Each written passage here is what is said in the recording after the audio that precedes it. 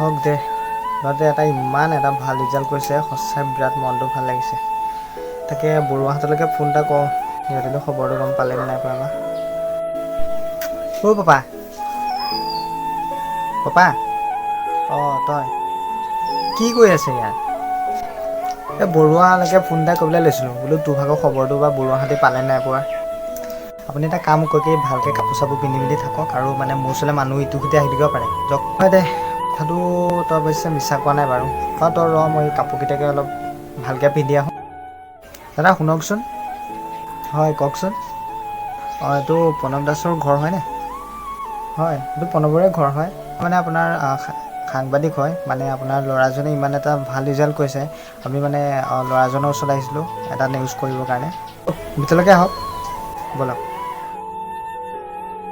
তুমি যে ইমান এটা ভাল ৰিজাল্ট কৰিছা তুমি কেনেদৰে পঢ়িছিলা হয় মই মেট্ৰিক দিয়াৰ আগত বহুত কষ্টৰে কিতাপ পঢ়িছিলোঁ যেতিয়া আমাৰ ঘৰত কাৰেণ্ট নাছিল তেতিয়া মই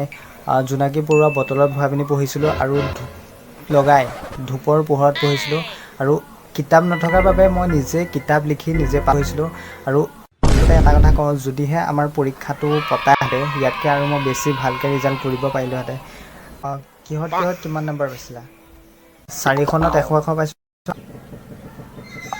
এখনত 105 পাইছোঁ আৰু এখনত 99